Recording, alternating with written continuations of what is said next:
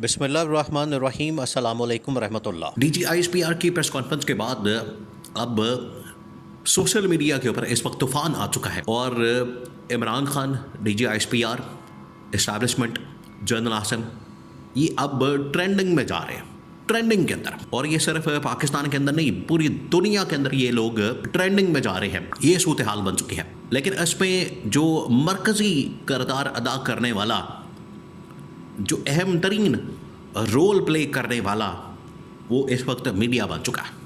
Social media, digital media और main stream media. और वहाँ पर बैठे हुए तमाम के तमाम लोग जो इस वक्त पाकिस्तान की तारीख को समझते हैं, पाकिस्तान के मौजूदा हालात व वाक़यात को समझते हैं और पाकिस्तान की मुस्तक़बिल को अब बड़ी आसानी के साथ फोर्सी कर सकते हैं। इसमें दो तीन बड़े बड़े नाम हैं।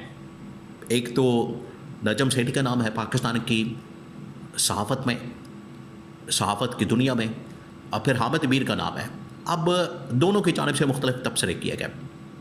देखिए, इस वक्त पाकिस्तान में इस्टेब्लिशमेंट, गवर्नमेंट, इमरान खान, ये तीन फरीक हैं जिनमें इस वक्त ये सारी जो पावर पॉलिटिक्स है वो हो रही है। पहले आप इस बात को समझें। आप ज़रा इमेजिन करें कि इस वक्त जो लड़ाई है होनी तो ये चाहिए असूलन। देखें, इसमें कोई शक वाली बात नहीं है कि पाकिस्तान के हालात बड़े ख़राब हैं, बहुत ख़राब हैं। और आज तमाम के तमाम स्टेक होल्डर्स को, गवर्नमेंट के अंदर बैठे हुए लोगों को, ब्यूरोक्रेट्स को और सरकारी लोगों को, वज़ीरों को, मशीरों को, वज़ीर-ए-आज़म को और वज़ीर आला को असूलन करना तो यही चाहिए कि वो आवाम के मसाइल के ऊपर तवज्जो दें, आवाम के मसाइल हल करें, आवाम के मसाइल के ऊपर बात करें, उनके ऊपर कोई ना कोई सलूशन दें। बजाय इसके ये पड़े हुए आपस की लड़ाइयों के अंदर, और आपस की लड़ाइयाँ इनकी हो रही हैं। आपस में ये एक दूसरे के ख़िलाफ़ बयानबाजी, इल्ज़ामबाजी, एक दूसरे के ऊपर हमले, ये सब कुछ हो रहा है जो कि मुल्क के मफाद में नहीं है, मुल्क के फ़ायदे में नहीं है। ये किसी सूरत भी मुल्क के मफाद में नहीं हो सकता, मुल्क के फ़ायदे में नहीं हो सकता। आप इस बात को जहन में रखें कि किसी सूरत भी मुल्क के फ़ायदे में नहीं हो सकता। कोई भी इससे फ़ायदा हासिल नहीं कर सकता। अगर कोई समझता ऐसा हो सकता है तो उसकी गलत फहमी और ख्वाब ख्याली है। मसला क्या? अब बिल्कुल ये तीन आपको पता है कि वाज़ेह तौर पर इदारे नज़र आते हैं। एक तरफ इमरान खान और PTI, ये एक इदारा, दूसरी तरफ इस्टेब्लिशमेंट और तीसरी तरफ गवर्नमेंट, हुकूमत वक्त, जिसमें तमाम सियासी जमातें शामिल हैं, नून लीग से लेकर पीपल्स पार्टी, MKM, ये तमाम चीज़ें। अब ये तीनों आपस में एक दूसरे के ख़िलाफ़ है। कोई किसी को इस्तेमाल कर रहा है, कोई किसी के कंधों को इस्तेमाल कर रहा है। अब हामिद मीर की जानिब से बड़ा अहम तरीन स्टेटमेंट या बयान सामने है। आप इस स्टेटमेंट को समझें। उन्होंने पहले तो तारीख का हवाला दिया, माजी की बात की, और फिर आज जो करंट सिचुएशन है, सिनारियो है, उसकी बात की, और फिर मुस्तक़बिल के बारे में बता दिया। अगर आप, उन्होंने कहा कि माजी के अंदर भी इस तरह की बेशुमार मिसालें मौजूद हैं, बेशुमार एग्ज़ाम्पल मौजूद हैं, जिसमें लोगों को गद्दार, जिसमें लोगों को उनको सिक्योरिटी थ्रेट करार देना, उनके मुतालिक बातें करना, उनके मुतालिक चीज़ें कहना, ये माजी के अंदर हमने देखा बहुत दफ़ा हो चुका है। और दूसरा ये कि अब जो करंट सिचुएशन बन चुकी है, जिसमें इमरान खान को ये कहा जा रहा है, तो ये हमने पहले भी देखा। नंबर 3, अब आने वाले दिनों के अंदर मुस्तक़बिल में इसके असरात अच्छे नहीं होंगे, ये उन्होंने बता दिया। उन्होंने कहा कि देखें, आज अगर इमरान खान के मुतालिक बात होती है, इमरान खान को टारगेट किया जाता है, निशाना बनाया जाता है, वो किस बात के ऊपर निशाना बनाया जाता है? एक बात कि इमरान खान अंदर से पैगाम जो है बड़ा ख़तरनाक भेजता है। उन्होंने कहा कि आप हमारी मुलाकात कर रहे हैं।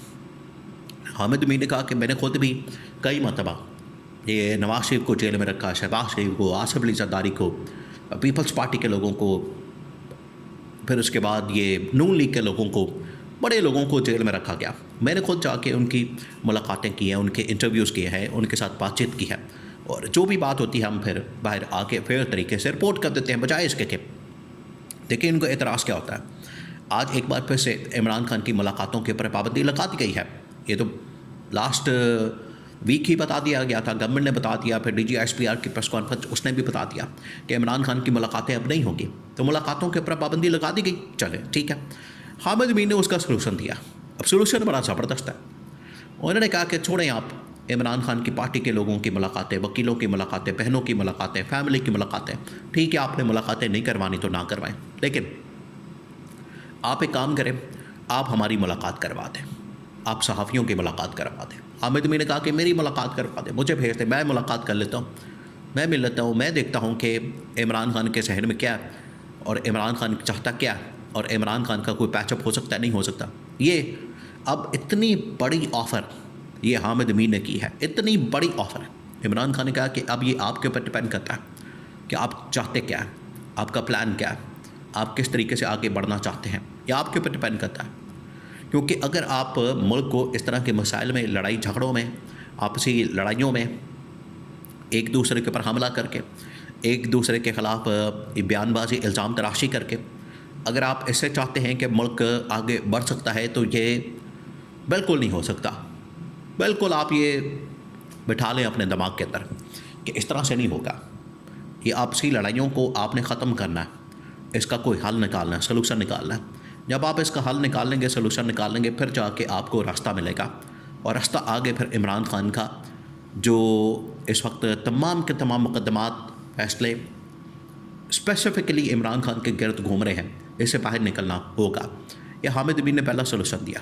नंबर 2, उन्होंने कहा कि ये जो मुलाकातें करवाई जाती हैं, मुलाकातों के ऊपर पाबंदी, मुलाकातों के ऊपर बैन, मुलाकातों को रोकना, इनके ऊपर पाबंदी लगाना, ये मसले का हल नहीं है, उल्टा ये मसले को बिगाड़ देगा। कि बहुत सारे महाज खुले हुए हैं मुल्क के अंदर, महाज है, एक्सटर्नल महाज है, बैरूनी महाज है और इधर उधर दाएं बाएं आपने इतने महाज खुले हुए हैं।